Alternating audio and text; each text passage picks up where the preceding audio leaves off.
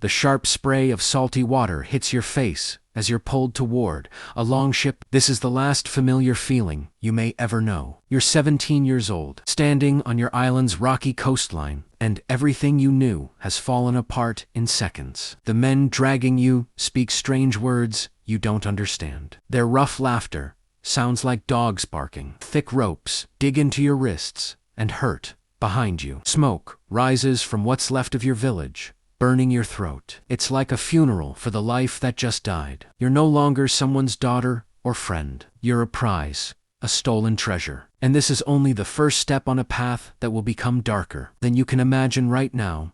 This was the Viking Age, lasting from the late 700s through the middle of the 11th century. We usually imagine brave explorers, fierce attackers, and expert shipbuilders. We think of sagas, carved shipfronts, and the famous attack on Lindis, but behind the heroic shine and the horned helmets, they never actually wore hides.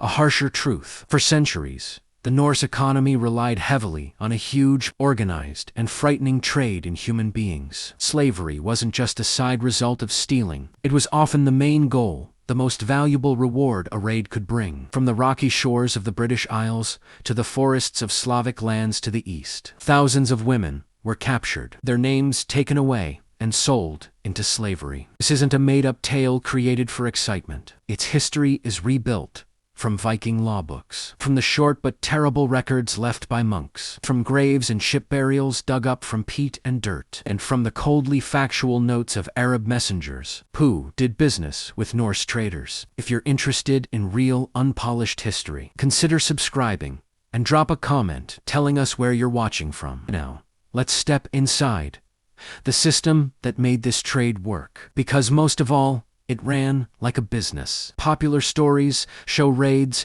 as storms of disorder. In truth, they were planned missions, more business than fight. Raiding crews were paid for operations. A local chief or a group of partners bound by silver and ambition would gather resources to pay for or prepare a ship. Timber, forehulls, iron nails and rivets, wool sailcloth, tar to seal, seams, food for the crew. Every item required serious money. Investors expected profits, and the most reliable profit was human cargo. Their ships were amazing designs, built for this dark trade. Shallow boats, like the Snekja or the bigger Skeed, could glide over open ocean, but also slide far up rivers, going around guards and hitting deep inside unsuspecting lands. Even settlements 100 miles from the coast might wake up to see dark shapes sliding across the water, escape already blocked. That skill with surprise made slave raiding terribly effective. Targets were carefully picked, what historians call soft targets. Monasteries were especially profitable. At Iona in the year 806, Norse warriors killed 68 monks and took away captives. Such places offered more than chalices and decorated robes. They held educated clergy and scared villagers seeking safety. The Irish annals of Ulster speak with icy shortness, recording disaster after disaster. One note from 821 describes a raid on Wexford, where raiders carried off a great crowd of women. That phrase appears again and again. This wasn't occasional cruelty.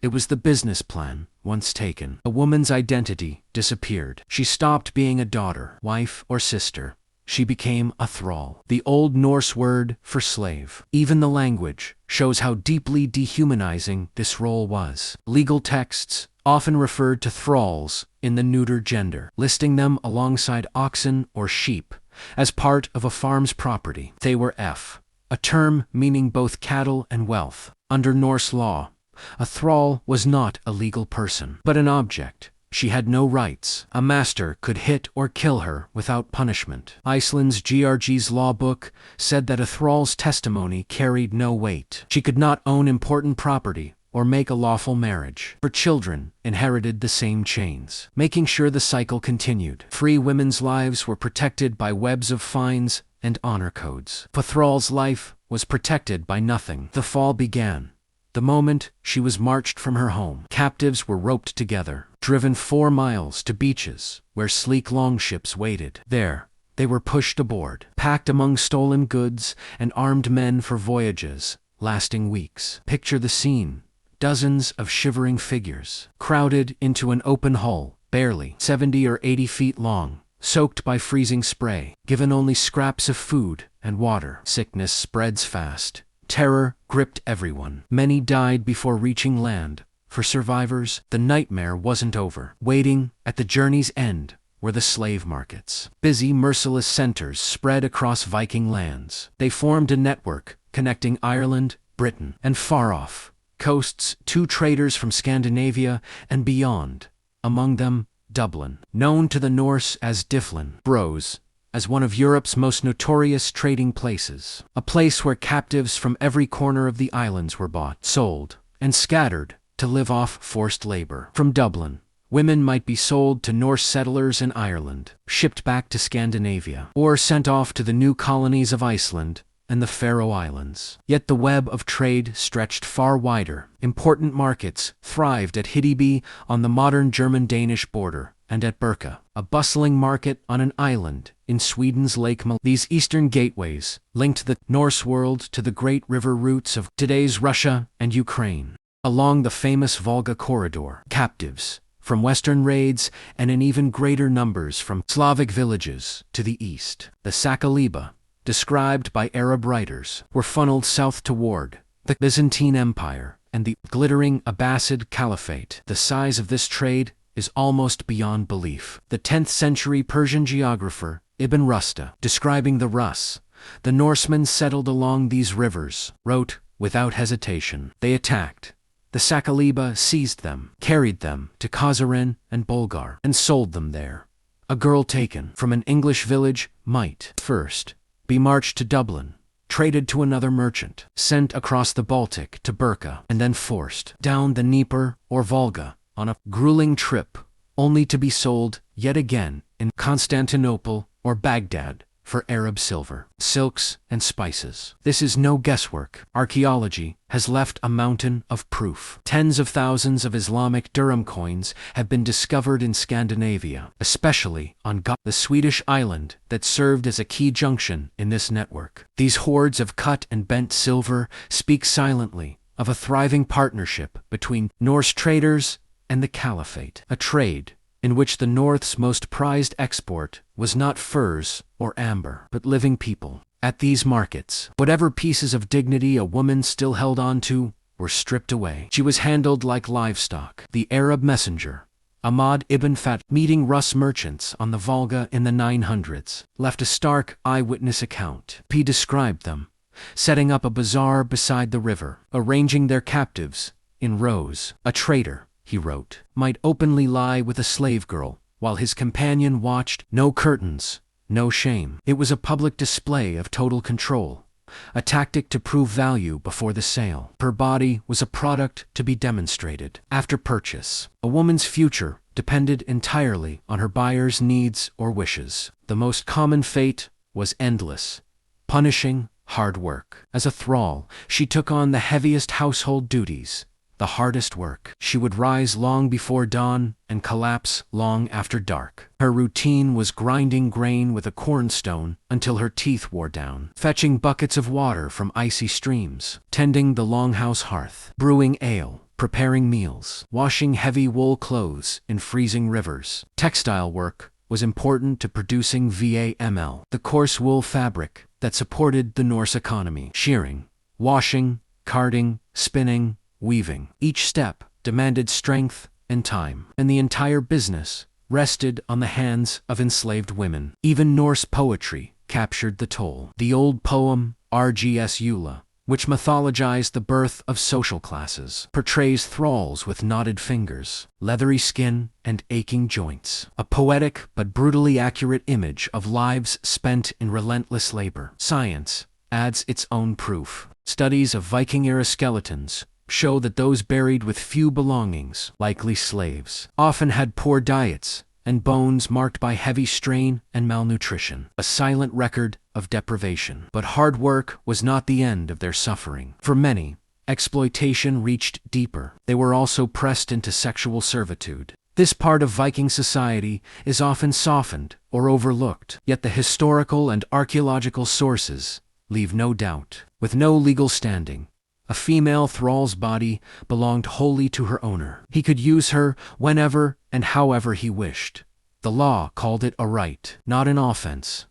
Later, Icelandic sagas, though written centuries on, echo that custom plainly. Powerful men are shown taking enslaved women as concubines, frilla in Old Norse. These were not secret affairs. They were recognized, if unofficial, arrangements within the household. One of the great family epics, Laxdæla saga, tells of an Irish princess named Mel captured in a raid, and legend claims silenced by having her tongue cut out. She was bought in Norway by the chieftain Hskld Dalakarlsson and brought to Iceland as his concubine. Though royal by birth and mother to his favored son Elifar the Peacock, her station remained that of a slave. Children from such unions, called frillibor, occupied an uneasy middle ground. Their rights were weaker than those of heirs born to a free wife. The father might free and acknowledge them, or deny them, and condemn his own blood to bondage. This created tense undercurrents inside the longhouse, where a lawful wife had to share her home with the enslaved women her husband kept as concubines, and for the captives themselves. That tension offered little shield in the eyes of Norse custom. They were property, first and always. This system of sexual domination was so entrenched and so vital to Viking expansion that it has etched itself into the genetic fabric of the North Atlantic. Modern DNA research in Iceland, one of the most carefully documented Viking colonies, exposes a stark truth.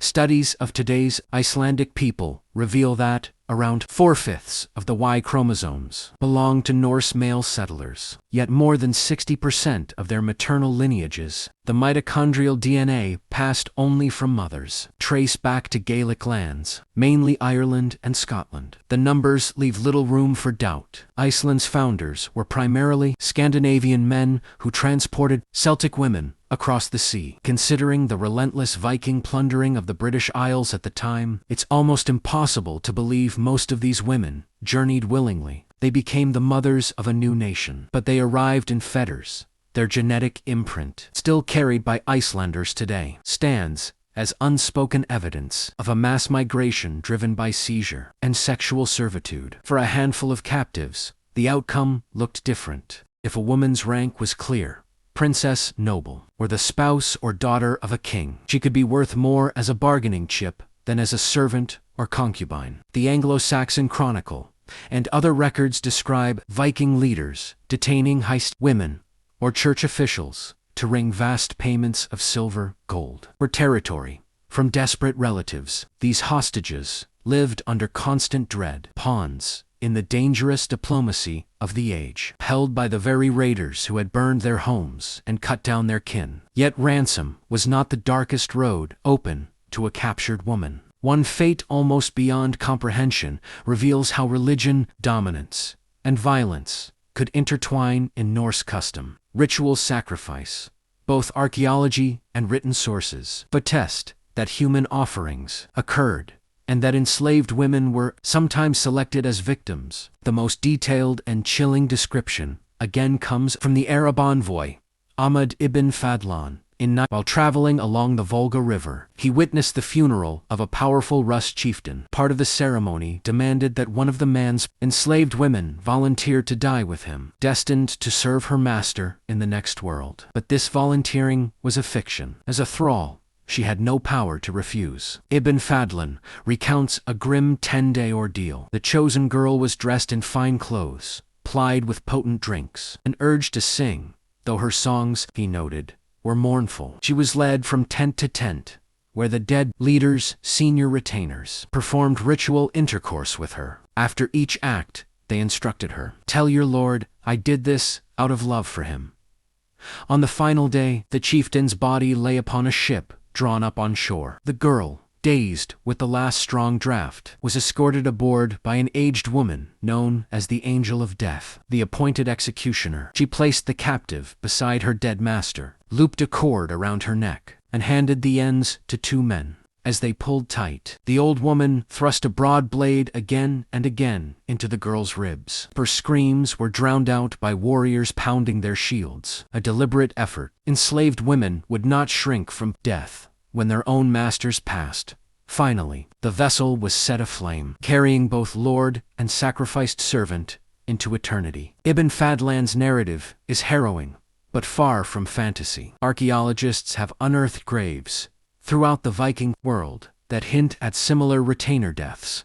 At Flaxted, in Norway, a burial held several individuals, one decapitated, laid as subordinates beside a high-ranking woman. The renowned Oseberg shipgrave yielded to females, one older, clearly of elevated station, the other younger, whose bones reveal a harsher life and lower status. Many experts suspect she was a thrall, offered up to accompany her mistress beyond the grave. Such finds confirm a sobering truth. For women seized in raids, life might end, not only in endless labor or forced intimacy, but as part of a master's property, even in death, a final bloody accessory to display his prestige on the journey to the afterlife. Perhaps the most unsettling aspect is how ordinary all this seemed to Norse society. Enslaved people were central to its economy and social order, but chieftain's reputation was measured not just in fields, silver, or warships, but also in the number of thralls under his command. The sagas,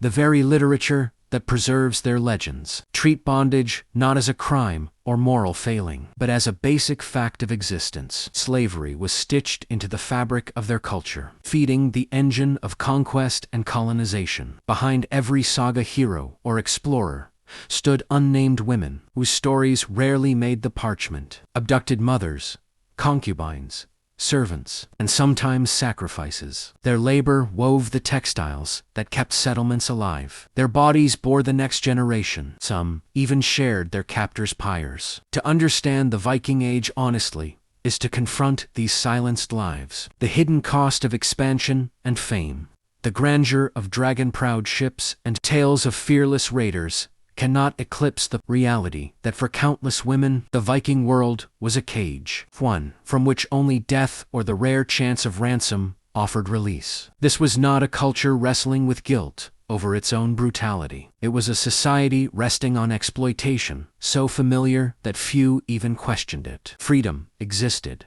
but only as a steep, narrow path. The act of releasing a thrall did occur. An owner might reward years of service or leave freedom in a will. The Herning runestone in Denmark records how Toki, the blacksmith, honored his former master, Thorgesel, who granted him gold and liberty. Stories like this survive because they were remarkable, not routine. For most captured women, bondage lasted a lifetime and extended to their children. The end of this order came slowly through tangled currents of politics and faith. As Scandinavia adopted Christianity in the 10th and 11th centuries, the Church officially discouraged enslaving fellow Christians. Slavery did not vanish. Its targets merely shifted toward pagan Slavs and Baltic peoples. Gradually, the absolute slavery of the Viking Age gave way to the milder but still coercive bonds of medieval servitude. For centuries, however, the trade flourished unchecked. What the Viking Age lays bare is an uncomfortable truth about how exploitation thrives. The seizure and enslavement of women were not stray crimes committed by rogues on the edge of society. They were an economic engine, a ladder of advancement, a system that society itself endorsed. The silver hoards buried across Scandinavia, the timber halls echoing with feasts, the daring voyages to Iceland, Greenland, even North America, all drew strength from the stolen labor and stolen bodies of women. To understand this period honestly, we must see the whole picture. Admire the master shipwright, but remember the women who spun and wove the wool that became their sails. Celebrate the warrior's ferocity, but picture the terrified girls forced to board their treasure the sagas for their literary genius, yet read between the lines to notice the casual cruelty woven into their plots. The history of what Vikings inflicted on captured women is not a mere shadowy footnote. It is a case study in how a society can normalize the dehumanization of others. It shows how quickly human beings can become merchandise, things to be worked, traded, or discarded when worn out. The proof surrounds us in chronicles written by victims and observers, in Norse laws codifying ownership of thralls, in the DNA of living populations, and in skeletal remains scattered beneath the soil. Together, they form a stark ledger of how thoroughly slavery underpinned the Norse world. The popular image of the Viking as a free spirit, wild and unbound, is only half the story. That freedom rested on the backs of the unfree, on the anguish of those seized from villages and shores, shipped across oceans and stripped of choice. Runstones and sagas may recount triumphs, but the truer legacy is etched into quieter records. The mute testimony of women whose toil fueled commerce, whose suffering financed exploration, whose lives were consumed to elevate others. Their stories, mostly unspoken, are essential to any honest portrait of the North's past. To look at the Viking Age is to look at innovation and courage. Yes, but also at a machinery of domination that treated human lives as raw material. Beneath the romance of longships lies a forgotten reality. The countless women whose freedom, labor, and even breath were taken to build an empire of sails and silver.